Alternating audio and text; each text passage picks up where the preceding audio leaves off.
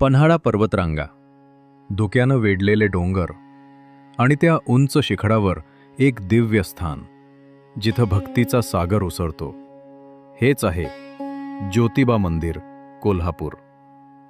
सुमारे 3124 फूट उंचीवर वाडी रत्नागिरीजवळ हे मंदिर वसलं आहे. इथे विराजमान आहेत ज्योतिबा महाराज, जे ब्रह्मा, विष्णू आणि महेश यांच्या ज्योतीतून जन्मले. लोक त्यांना म्हणतात महालक्ष्मीचा भाऊ, कारण ते करतात दुष्टांचा नाश आणि धर्माचं रक्षण. हे मंदिर कोल्हापूरच्या वायव्येस 18 किलोमीटर अंतरावर आहे. परंपरेनुसार मूळ केदारेश्वर मंदिर कराडजवळील किवल गावातील नवजी सयाजी, ज्यांना केदार बाबा म्हणूनही ओळखले जाते, यांनी बांधले होते. 1730 मध्ये राणोजी शिंदे यांनी त्या जागी सध्याचे ज्योतिबा मंदिर बांधले. देवळांकडे जाताना प्रथम मराठा शैलीतील भव्य दगडी प्रवेशद्वार लागते. या प्रवेशद्वारातून प्रवेश केल्यानंतर पायऱ्या उतरताच 3 देवळांचा समूह दृष्टीस पडतो.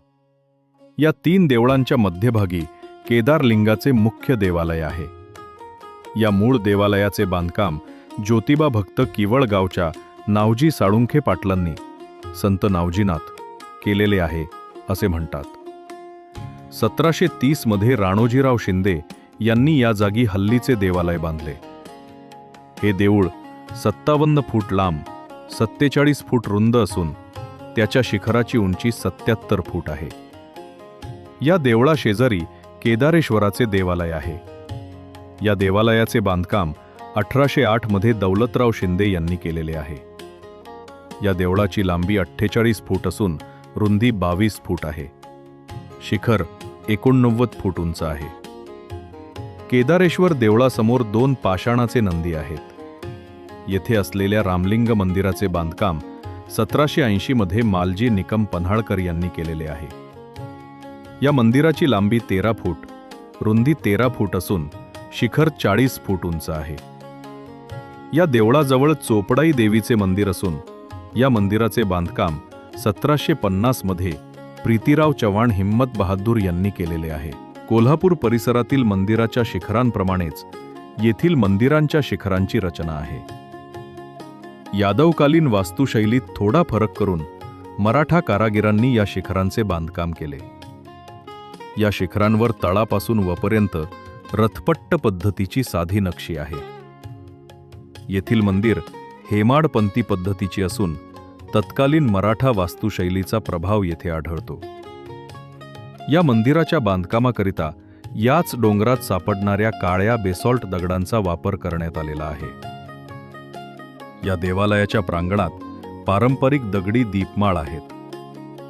ज्योतिबाची मूर्ती काळ्या घोटीव पाषाणात घडविलेल्या या चतुर्भुज मूर्तीच्या हातात खड्ग, पानपात्र, डमरू व त्रिशूळ आहे. प्राचीन काळात कोल्हापूर परिसरात दैत्यांनी हाहाकार माजवला होता.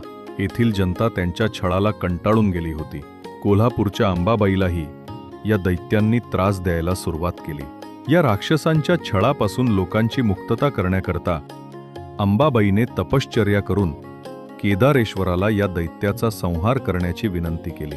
केदारेश्वराने राक्षसांशी युद्ध करून प्रमुख राक्षस रत्नासुराचा वध या डोंगरावर केला, म्हणून या डोंगराचे नाव वाडी रत्नागिरी पडले. रत्नासुराच्या वधानंतर अंबाबाईने अशी प्रार्थना केली की पुन्हा असे संकट येऊ नये, म्हणून तुझी दृष्टी सदोदित माझ्यावर असू दे.